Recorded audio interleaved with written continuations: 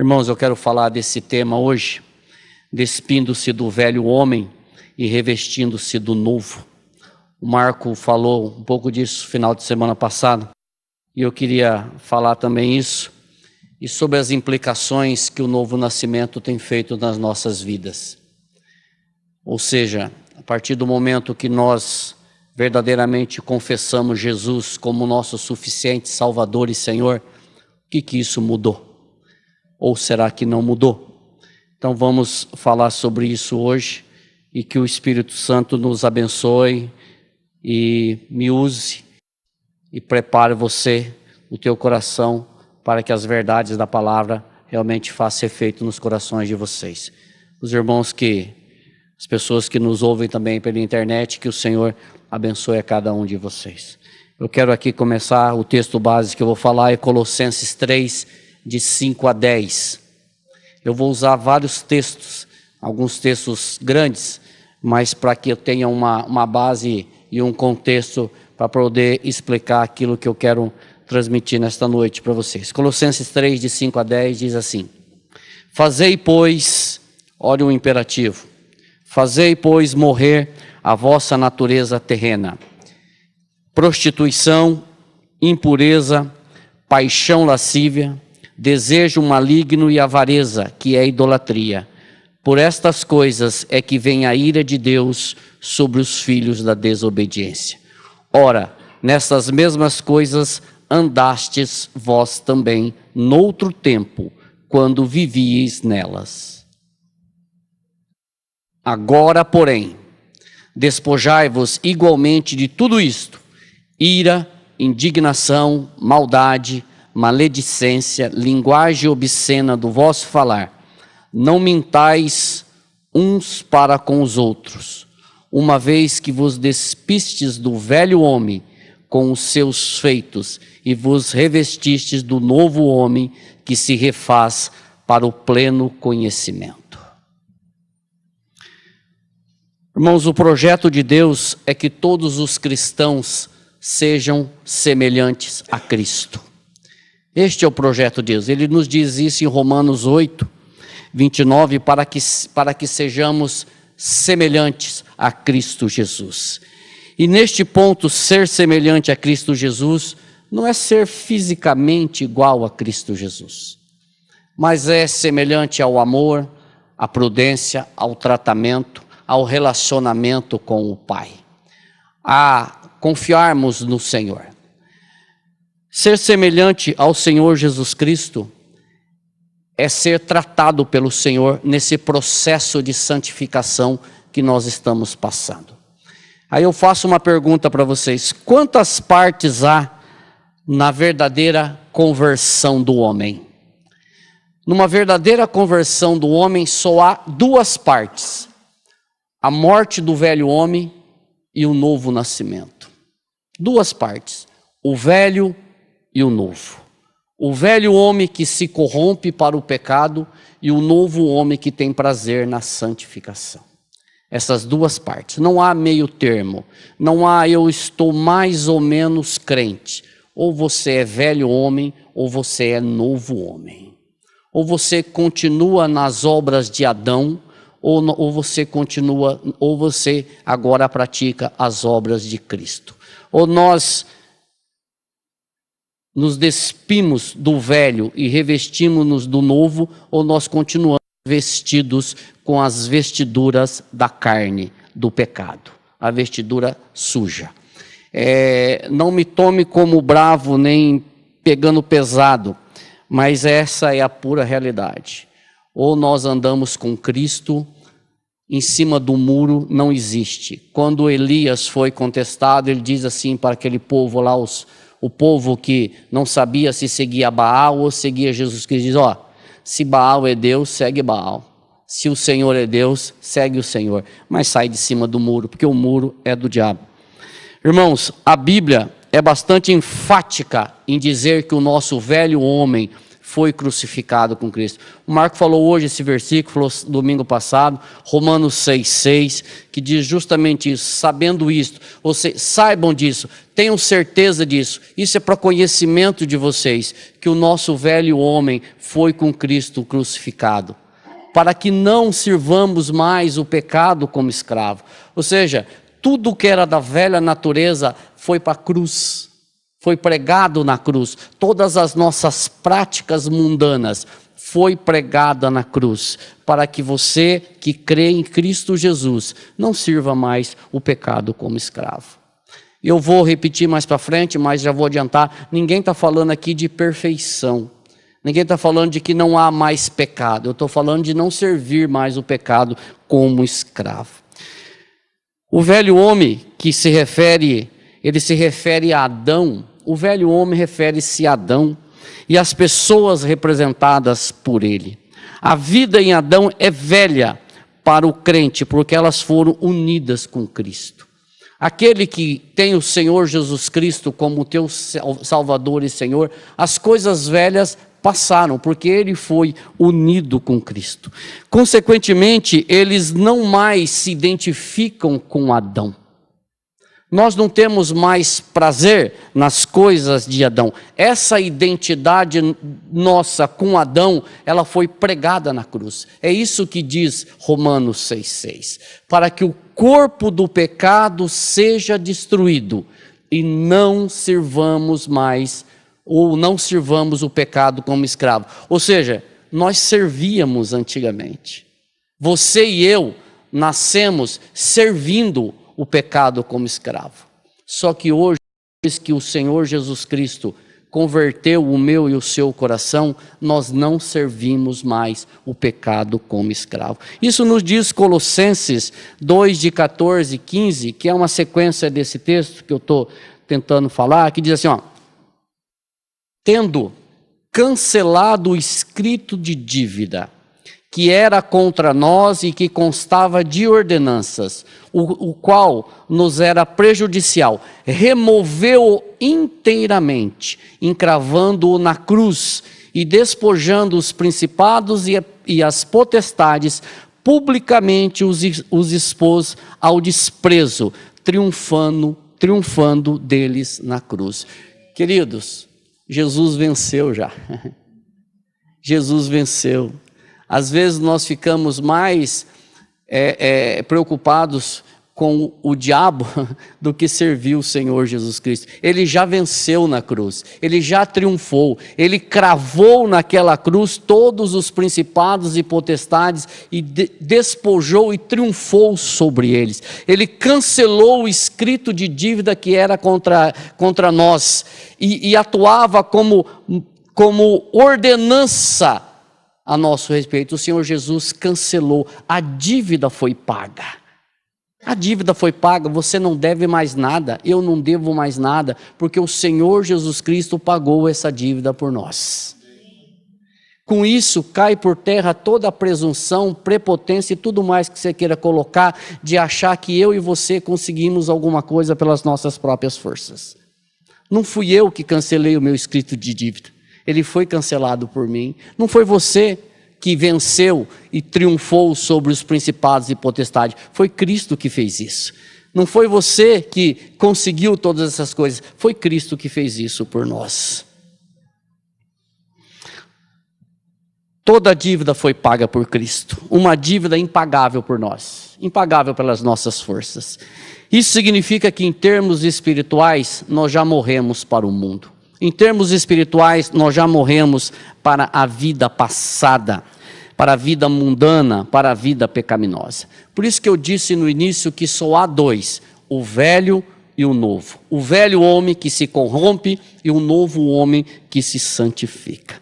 O texto que nós lemos, o texto inicial de Colossenses, mostra, irmãos, que há um processo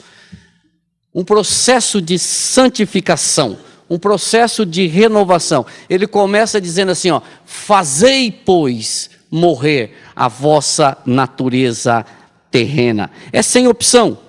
Fazei, pois, morrer. Não dá para viver mais ou menos. Não, eu tenho aqui tal, Deus é bom, mas o diabo não é ruim, sabe, não dá para ficar em cima. Fazei, pois, morrer a vossa natureza terrena. Ou será que aquela natureza terrena, aquelas práticas do pecado, causa alguma saudade em nós? Será?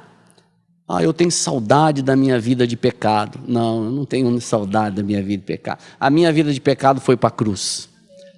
A sua, se você crê, também foi. O apóstolo Paulo aqui nesse texto, ele chama para um afastamento rigoroso do antigo estilo de vida, que é incompatível com o estilo de vida em Cristo Jesus.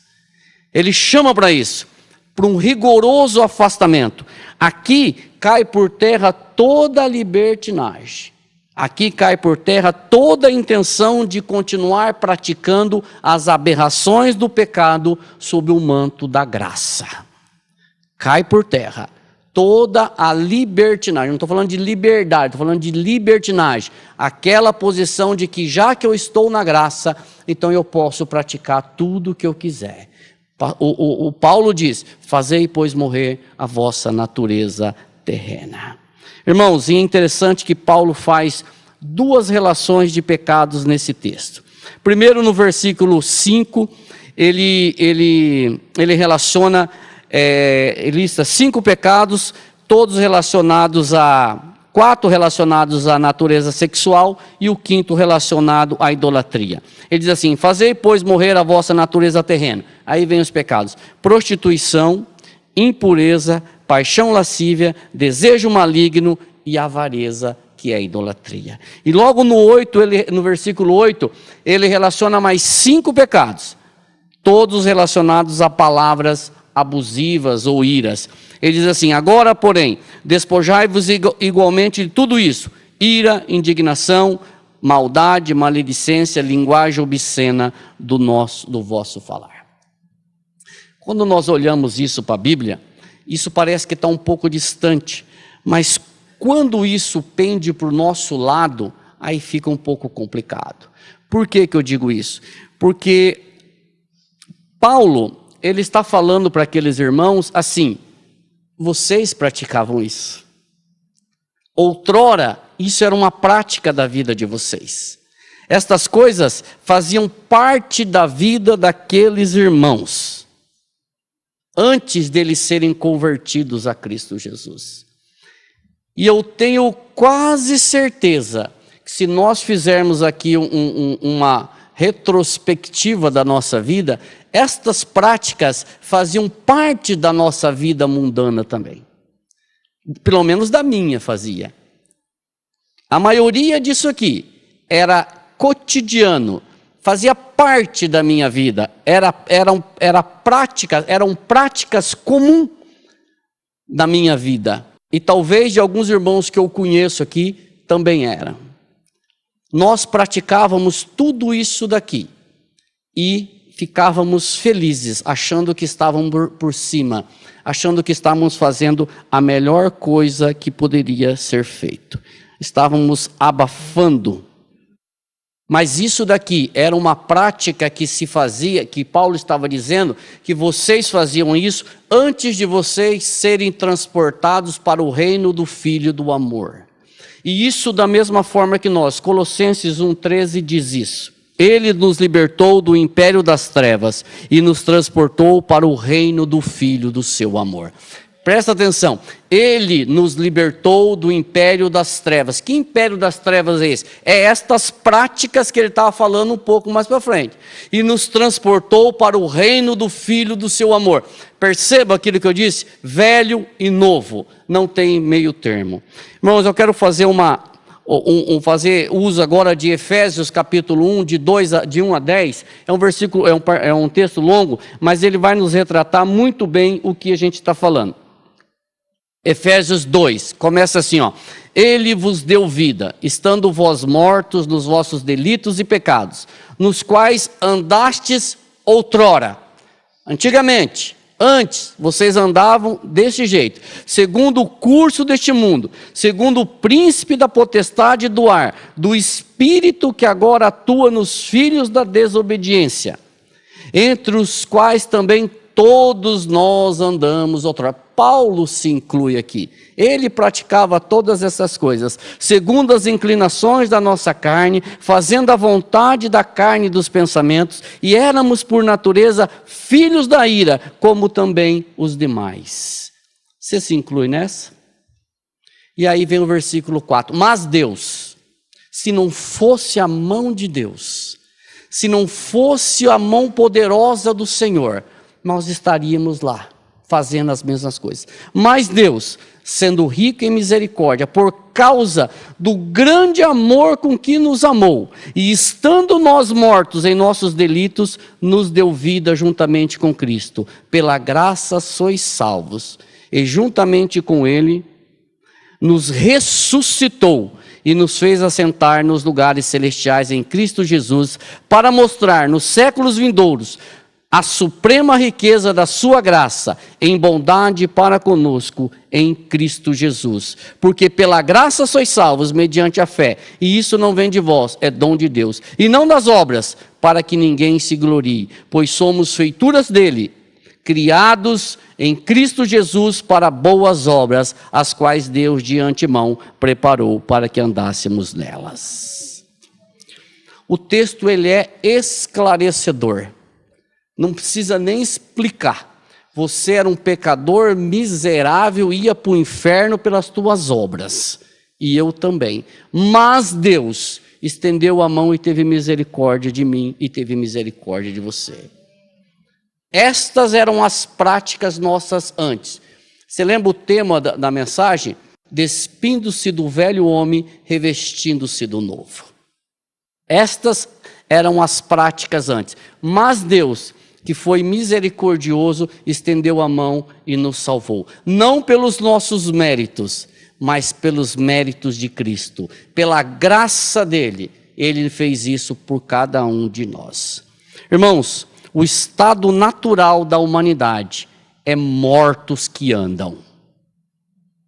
O estado natural do homem é morto que anda. Geralmente chamado de morte espiritual. O homem ele não nasce filho de Deus. Difícil falar isso porque nós aprendemos desde criança que todos são filhos de Deus. Mas o homem ele não nasce filho de Deus.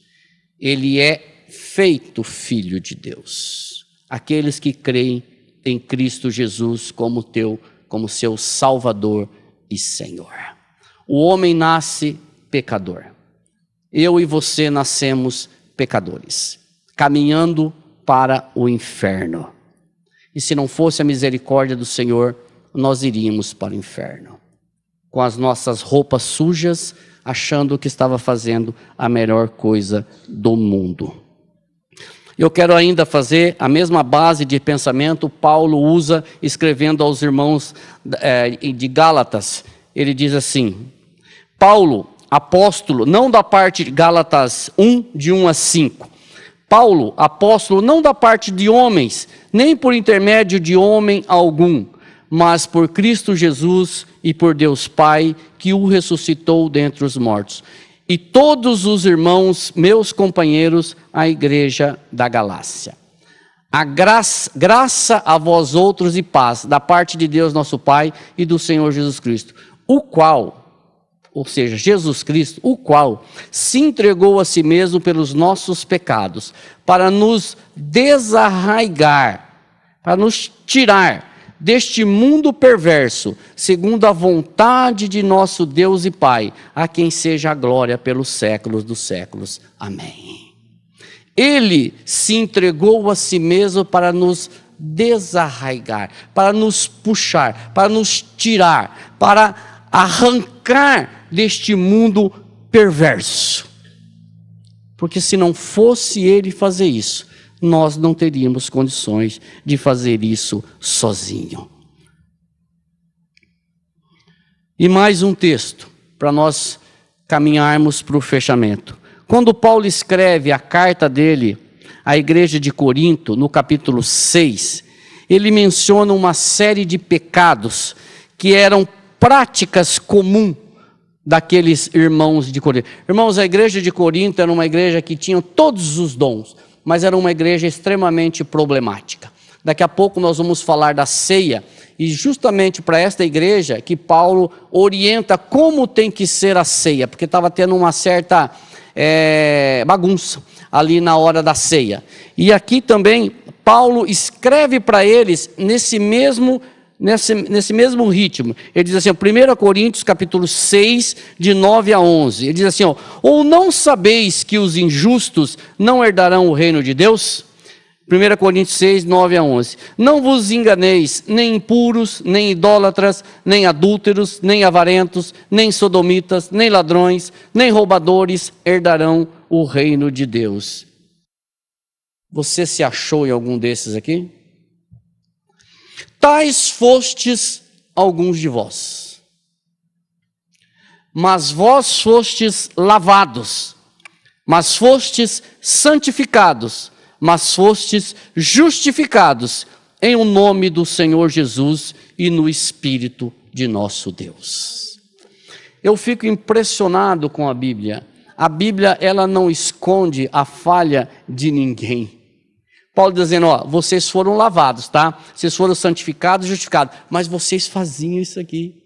A igreja de Corinto, se a gente estudar a história ali, existia o templo das prostitutas e dos prostitutos, que eram muitos, e muitos desses eram convertidos e vinham para a igreja. Eles praticavam todas esta sorte de coisas. E Paulo diz, olha, tais coisas alguns de vós praticaram.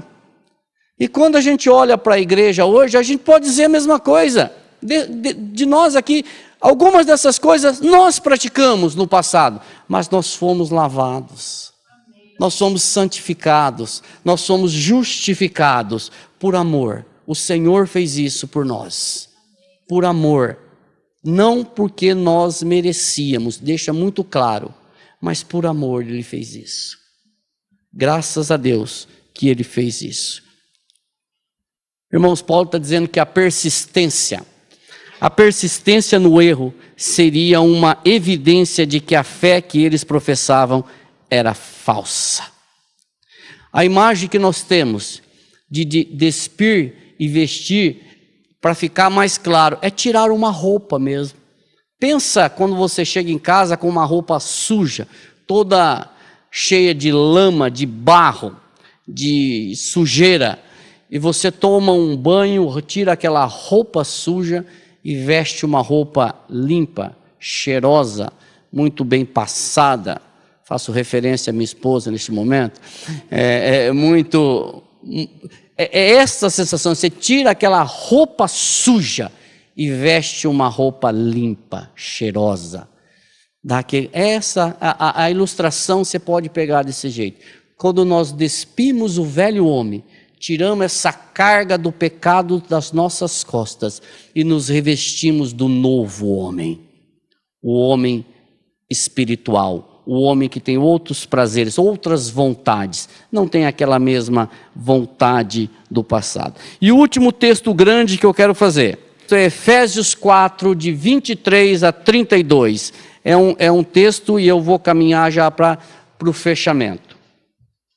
Efésios 4, de 22, 23 até o 32. Diz assim, quanto ao trato passado, ou seja, quando vocês ainda eram do mundo, vos despojeis do velho homem, que se corrompe segundo as concupiscências do engano,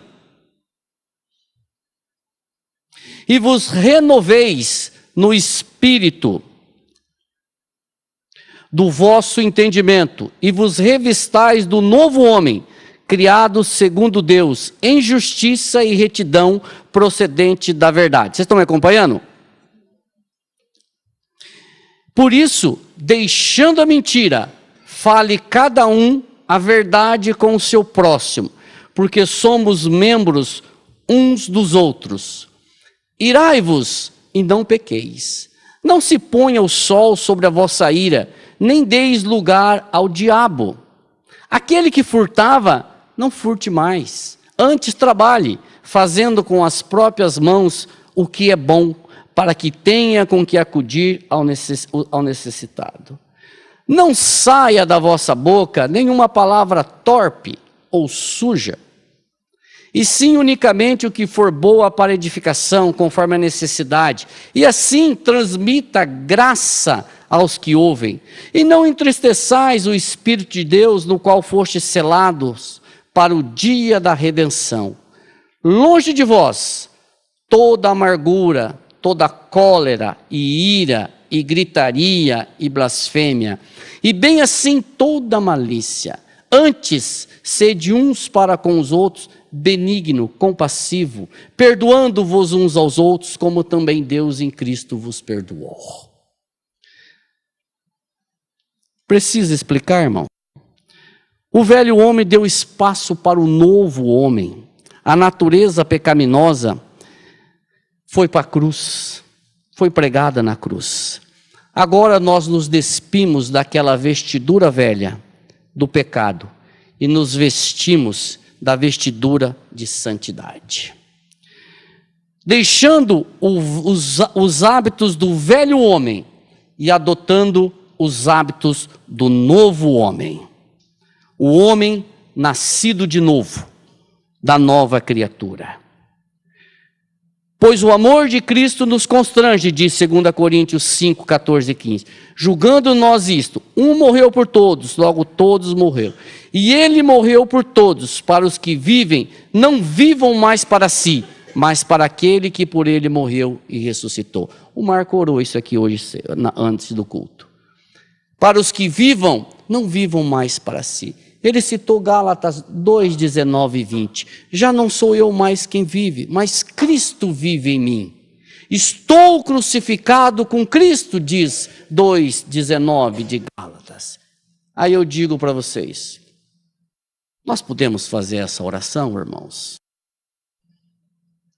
Nós podemos fazer essa oração? Senhor, já não sou eu mais quem vive. É o Senhor que vive em mim. E ter a vida de Cristo significa que as minhas vontades são submetidas à vontade de Cristo. Nós estamos falando de quinta-feira que oração, nós terminamos as orações assim, em nome de Jesus, não é? Não é uma forma bonita de terminar a oração. Não é assim, eu preciso fazer um final legal na minha oração, então eu falo em nome de Jesus. Não, quando eu falo em nome de Jesus, estou dizendo na vontade do Senhor Jesus. É de acordo com a vontade dele. E quando eu clamo, quando eu oro, quando eu declaro, já não sou eu mais quem vive, mas Cristo vive em mim, eu estou dizendo, Senhor Jesus, as tuas vontades prevaleçam sobre as minhas. Que as tuas, Senhor, são boas, perfeitas e agradáveis. As minhas são egoísta, maligna, interesseira e tudo mais que você possa entender. Então, irmãos, despindo-se do velho homem, revestindo-se do novo. Por isso, deixando a mentira, fale cada um a verdade com o seu próximo. A mentira, ela é companheira do velho homem. Só que a verdade tem que ser companheira do novo homem. A mentira, ela é natural para o velho homem. A verdade tem que ser natural para o novo homem. Eu lembro dos discípulos que certa vez eles estavam lá e o Sinédrio chamou eles e falou assim, para de falar desse Jesus, vocês estão nos incomodando, vocês vão parar de falar de Jesus? Importa nos obedecer a Deus do que aos homens. É verdade, nós não vamos parar de falar, não adianta. E qual foi o resultado? Cacete neles, prisão, açoite, varada. É verdade, importa nos obedecer a Deus e não aos homens. Irai-vos e não pequeis. Não se põe o sol sobre a vossa ira, nem deis lugar ao diabo. O velho homem ira e não corrige, não conserta, vive na amargura. Mas se somos nascidos de novo, nós buscamos perdão. Se há uma coisa que crente tem que fazer, é pedir perdão. Pedir perdão é coisa de caba crente. E perdoar também. Qual que é mais fácil, pedir ou perdoar? Eu não sei qual dos dois que é mais fácil. Mas esses dois têm que fazer parte da nossa vida, se é que nós já nos vestimos do novo homem. Pedir perdão para quem? Para quem for necessário. Mas eu não estou errado. Mas precisa você estar certo? Em cima do que eu estou certo, nós não pedimos perdão para as pessoas. Aquele que furtava, não furte mais. Antes trabalhe, faça com as mãos. A prática do velho homem é enganar, é levar vantagem em todas as coisas. É sair por cima, enganei mais um. A prática do novo homem é ser honesto. A prática do novo homem é trabalhar. E trabalhar que o Senhor abençoa ele, tanto que ele tem como contribuir com os necessitados. Não saia da vossa boca nenhuma palavra torpe, nenhuma palavra suja, e sim unicamente a que for boa para edificação. A linguagem obscena, o palavrão, as bobagens, são companheiras do homem de natureza pecaminosa. Mas infelizmente nós ouvimos isso na boca do crente. O nosso velho homem foi para a cruz, irmãos. A nossa linguagem obscena foi para a cruz. A nossa linguagem torpe foi para a cruz. Eu vou fazer de novo a pergunta que eu fiz no começo. O que é que o novo nascimento, o que a nova vida de Cristo mudou na minha e na sua vida? Nós continuamos com as mesmas práticas, as mesmas conversinhas? Ou será que isso não faz mais parte do nosso dia a dia? Opa, então a gente precisa rever. Não entristeçais o Espírito de Deus. E aí vai. Nós recebemos um selo. O selo que o Senhor colocou em nós é o Espírito dele. Uma marca, uma posse que o Senhor virá buscar o povo dele. Irmãos, selo do Espírito não é para ímpio. Selo é para crente. Selo é para crente. Se o Senhor te selou, se o Senhor me selou, é porque eu sou filho dele.